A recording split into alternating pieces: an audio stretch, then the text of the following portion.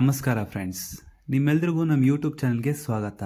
ಸತತವಾದ ಪ್ರಯತ್ನ ಬಳಿಕ 2014ರಲ್ಲಿ ಆಂಧ್ರ ಪ್ರದೇಶ್ ಡಿವೈಡ್ ಆಗಿ ತೆಲಂಗಾಣ ಅನ್ನೋ ಹೊಸ ಸ್ಟೇಟ್ ಫಾರ್ಮ್ ಆಗುತ್ತೆ. ಆದರೆ ನಾರ್ತ್ ಈಸ್ಟಲ್ಲಿರೋ ಕುಕೀಸ್ ಜನರು ಭಾರತಕ್ಕೆ ಸ್ವಾತಂತ್ರ್ಯ ಸಿಗೋಕ್ಕಿಂತ ಮುಂಚೆಯಿಂದನೇ ಅವರಿಗೆ ಕುಕಿ ಲ್ಯಾಂಡ್ ಅನ್ನೋ ಸೆಪರೇಟ್ ಸ್ಟೇಟ್ ಬೇಕಂತ ಡಿಮ್ಯಾಂಡ್ ಮಾಡ್ತಾ ಇದ್ದಾರೆ. ಆದರೆ ಯಾಕೆ ಸರ್ಕಾರ ಕೈಲಿ ಈ ಡಿಮ್ಯಾಂಡ್ನ ಪೂರೈಸೋಕ್ಕಾಗ್ತಾ ಇಲ್ಲ? ಇದನ್ನು ತಿಳ್ಕೊಳ್ಳೋಕ್ಕಿಂತ ಮುಂಚೆ ನಾವು ಈ ಕುಕಿ ಜನರ ಹಿಸ್ಟ್ರಿನ ತಿಳ್ಕೊಳ್ಳೋಣ. ನಾವು ಮಣಿಪುರದ ಮ್ಯಾಪ್ನ ಜಿಯೋಗ್ರಫಿಕಲಿ ನೋಡೋದಾದರೆ ಮಣಿಪುರದ ಮಧ್ಯಭಾಗದಲ್ಲಿ ಸಮವಾದ ಭೂಮಿ ಇದೆ. ಹಾಗೆ ಸುತ್ತಮುತ್ತ ಗುಡ್ಡ ಪ್ರದೇಶ ಇದೆ. 18ನೇ ಶತಮಾನದಲ್ಲಿ ಮಣಿಪುರನ ಪಮಿಬಾ ಅನ್ನೋ ರಾಜ ಆಳ್ತಾ ಇರ್ತಾನೆ. 1751ರಲ್ಲಿ ಈ ರಾಜ ಸಾವನ್ನಪ್ತಾರೆ.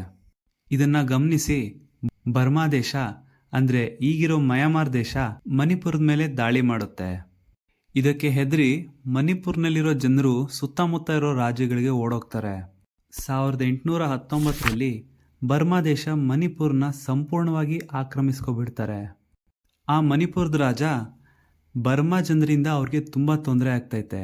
ಇದರಿಂದ ಬಂದು ಅವರನ್ನ ಕಾಪಾಡಬೇಕಂತ ಬ್ರಿಟಿಷ್ ಹತ್ರ ಹೋಗಿ ಕೇಳ್ಕೋತಾರೆ. ಇದಕ್ಕೆ ಬ್ರಿಟಿಷರು ಒಪ್ಕೋತಾರೆ. ಮತ್ತೆ ಬರ್ಮಾ ದೇಶದ ಮೇಲೆ ಯುದ್ಧ ಮಾಡಿ ಮಣಿಪುರನ ರಕ್ಷಣೆ ಮಾಡ್ತಾರೆ. ಇದಾದ್ಮೇಲೆ ಬ್ರಿಟಿಷರು ಅಲ್ಲಿರೋ ರಾಜನೇ ರಾಜ್ಯ ಆಳಕ್ಕೆ ಬಿಡ್ತಾರೆ. ಆದರೆ ಅಲ್ಲಿಂದ ಬರೋ ಟ್ಯಾಕ್ಸ್ ಮಾತ್ರ ಬ್ರಿಟಿಷಿಗೆ ಸೇರ್ತಾ ಇರುತ್ತೆ. ಮುಂಚೆ ಬ್ರಿಟಿಷರು 2 ಥರ ಆಳ್ವಿಕೆ ನಡೆಸ್ತಾ ಇದ್ರು.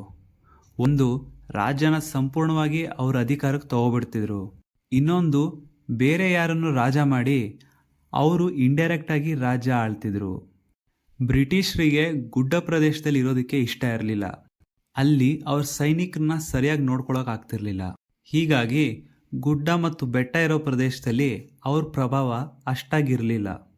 ಅದಕ್ಕೆ ಅವರು ಹೆಚ್ಚಾಗಿ ಮಣಿಪುರದ ಮಧ್ಯಭಾಗದಲ್ಲಿ ಮಾತ್ರ ಆಳ್ವಿಕೆ ಮಾಡಿದ್ರು. ಈ ಸುತ್ತಮುತ್ತ ಇರೋ ಗುಡ್ಡ ಪ್ರದೇಶದಲ್ಲಿ ನಾಗಾಸ್ ಮತ್ತು ಕುಕೀಸ್ ಜನರು ವಾಸ ಮಾಡ್ತಾಯಿದ್ರು. ನಾಗಾಸ್ ಜನರು ಇದಿಷ್ಟು ಪ್ರದೇಶದಲ್ಲಿ ವಾಸ ಮಾಡ್ತಾರೆ ಮತ್ತು ಕುಕೀಸ್ ಜನರು ಈ ಪ್ರದೇಶಗಳಲ್ಲಿ ವಾಸ ಮಾಡ್ತಾರೆ. ಹಾಗೆ ಮೇತೀಸು ಮಣಿಪುರ್, ತ್ರಿಪುರಾ, ಮಿಜೋರಂನಲ್ಲಿ ವಾಸ ಮಾಡ್ತಾರೆ. ಈ 3 ಜನರು ತಾವು ಮುಂಚೆಯಿಂದಾನೇ ಮಣಿಪುರ್ನಲ್ಲಿ ವಾಸ ಮಾಡ್ತಾ ಬಂದಿದ್ದಾರೆ ಅಂತ ಹೇಳ್ತಾರೆ. ಹಾಗೆ ಈ 3 ಜನ ಮಧ್ಯೆ ಯಾವಾಗಲೂ ಜಗಳ ಆಗ್ತಾನೇ ಇರುತ್ತೆ. 1914ರಲ್ಲಿ ಫಸ್ಟ್ ವರ್ಲ್ಡ್ ವಾರ್ ನಡೀತಾ ಇರುತ್ತೆ. ಇದಕ್ಕೆ ಸಹಾಯ ಮಾಡೋದಿಕ್ಕೆ ಬ್ರಿಟಿಷರು ಕುಕೀಸ್ ಜನರಿಗೆ ಬರೋದಿಕ್ಕೆ ಹೇಳ್ತಾರೆ. ಆದರೆ ಕುಕೀಸ್ ಜನರು ಇದನ್ನ ಒಪ್ಕೊಳ್ಳೋದಿಲ್ಲ. ಅದಕ್ಕೆ ಇಲ್ಲಿ ಬ್ರಿಟಿಷ್ ಮತ್ತೆ ಕುಕೀಸ್ ನಡುವೆ ಒಂದು ಯುದ್ಧ ನಡೆಯುತ್ತೆ. ಮತ್ತೆ ಲಾಸ್ಟಿಗೆ ಬ್ರಿಟಿಷ್ ಗೆದ್ಬಿಡ್ತಾರೆ. ಈ ಯುದ್ಧನ ಆಂಗ್ಲೋ ಕುಕಿ ವಾರ್ ಅಂತಾನೂ ಕರಿತೀವಿ. 1947ರಲ್ಲಿ ಭಾರತಕ್ಕೆ ಸ್ವಾತಂತ್ರ್ಯ ಸಿಗುತ್ತೆ. ಮತ್ತೆ ಭಾರತ ಸರ್ಕಾರ ಬ್ರಿಟಿಷರು ಆಳ್ತಿದ್ದ ಜಾಗನ ತಮ್ಮ ಕಂಟ್ರೋಲ್ಗೆ ತಗೊಳುತ್ತೆ. ಆದರೆ ಮಣಿಪುರಕ್ಕೆ ಭಾರತ ಜೊತೆ ಸೇರ್ಕೊಳ್ಳೋಕೆ ಇಷ್ಟ ಇರಲಿಲ್ಲ. ಮಣಿಪುರದ ರಾಜ ಆಗಿದ್ದ ಬೋಧ್ ಚಂದ್ರ ಸಿಂಗ್ ಅವರು ಕೆಲಸಕ್ಕೆ ಅಂತ ಶಿಲಾಂಗ್ಗೆ ಬಂದಿದ್ದಾಗ ಭಾರತೀಯ ಸರ್ಕಾರ ಅವ್ರನ್ನ ಹೋಮ್ ಅರೆಸ್ಟ್ ಮಾಡ್ತಾರೆ. ಮತ್ತೆ ಅವ್ರಿಗೆ ಒತ್ತಾಯ ಮಾಡಿಸಿ ಮಣಿಪುರ್ನ ಭಾರತಕ್ಕೆ ಸೇರಿಸ್ಕೋತಾರೆ. ಆದರೆ ಭಾರತ ಸರ್ಕಾರದ ಈ ನಡೆ ಮಣಿಪುರದ ಜನರಿಗೆ ಇಷ್ಟ ಆಗಲ್ಲ. ಅದಕ್ಕೆ ಮಣಿಪುರದ ಜನರು ಸರ್ಕಾರದ ವಿರುದ್ಧನೇ ಹೋರಾಟ ಮಾಡ್ತಾರೆ. ಹಾಗೆ ಕುಕೀಸ್ ಜನರು ಕೂಡ ಭಾರತದಲ್ಲೇ ನಮಗೊಂದು ಕುಕಿ ಲ್ಯಾಂಡ್ ಅನ್ನೋ ಸೆಪರೇಟ್ ಸ್ಟೇಟ್ ಬೇಕು ಅಂತ ಡಿಮ್ಯಾಂಡ್ ಮಾಡೋಕ್ಕೆ ಸ್ಟಾರ್ಟ್ ಮಾಡ್ತಾರೆ.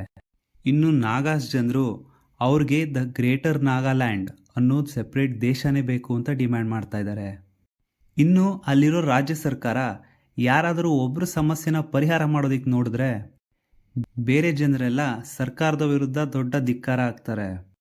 ಹೀಗಾಗಿ ಮಣಿಪುರದಲ್ಲಿ ಯಾವಾಗಲೂ ಜನಗಳ ಮಧ್ಯ ಮತ್ತೆ ಸರ್ಕಾರದ ಮಧ್ಯ ಜಗಳ ನಡೀತಾನೆ ಇರುತ್ತೆ. ಆದರೆ ಲಾಸ್ಟಲ್ಲಿ ಯಾರಿಗೂ ನ್ಯಾಯ ಸಿಗಲ್ಲ.